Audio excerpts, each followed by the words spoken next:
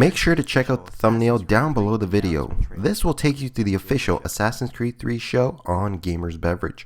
Here you'll find the latest episodes about AC3, and you'll be able to subscribe to the show to stay updated about when new videos are uploaded. How's it going, guys? This is MagnitudeX from GamersBeverage, and I'm bringing you the very first look at Assassin's Creed 3.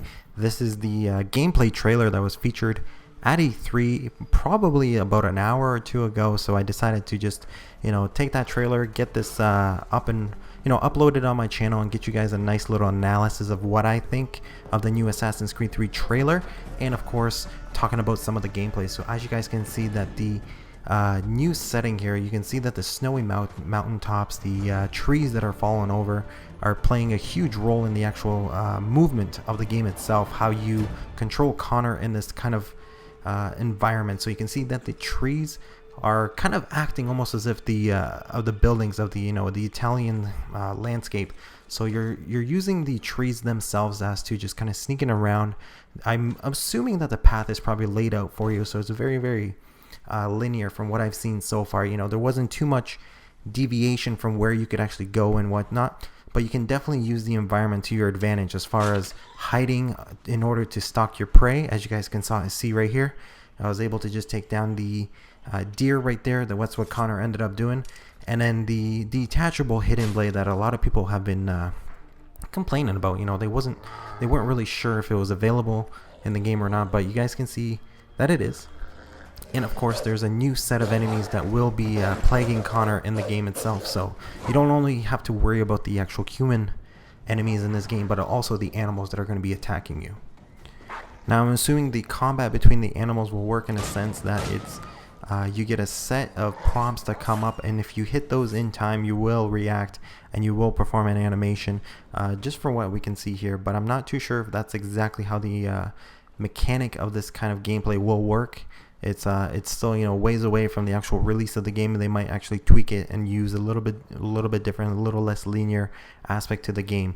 The one thing that I did pick up on this that I really liked about this game is that you're no longer plagued with these pop-ups that come up about asking you whether or not you want to accept a mission or accept an objective to do. Essentially it just goes automatically. The objective is added to what you want to do, and if you want to do it, you can do it. I'm assuming if you don't, then you don't really have to worry too much about it. So you'll probably be able to access all of these objectives later on in your start menu or whatever the menu options will be. Where's Silas? Still holed up in the fort along the cliff. I hear he plans to leave tonight with a small force and attack a continental camp further south. You could follow them. Let the Patriots fight their own battles. I'm here for the Templar. To the point as always. Very well, stick to the woods. The fort is heavily defended, but if you approach silently, you should be able to make short work of them. Now, just quick cut from there from the actual cinematic. I wanted to leave the voiceover and the actual cinematic sequences intact. I didn't want to talk too much over them.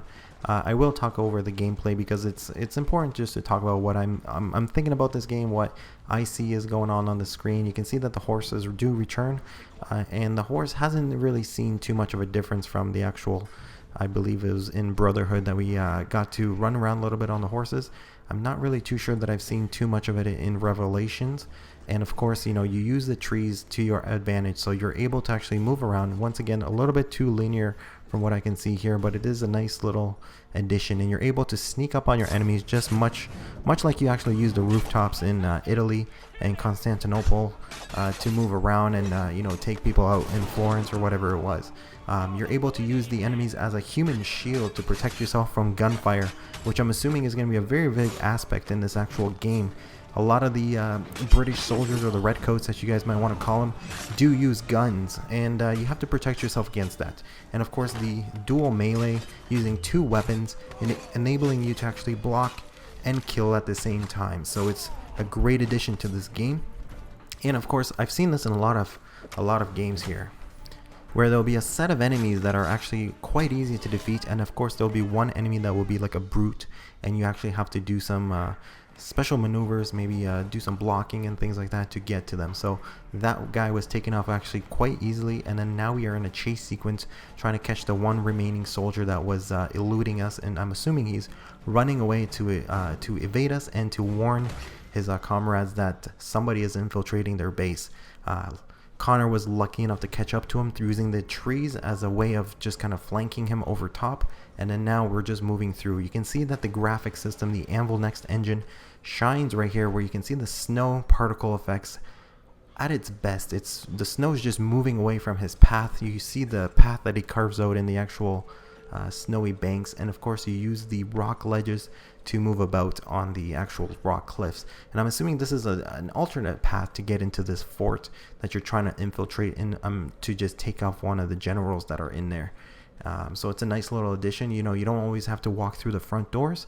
You can always take the back door and just move your way through it. Now, once again, the trees come into aspect right here. Nice little kind of kickstart just to get up on the trees right there, and then we're just gonna get up here and move our way up here. So this was, you know, played at E3. So if you guys missed the E3, this is why I'm doing this coverage.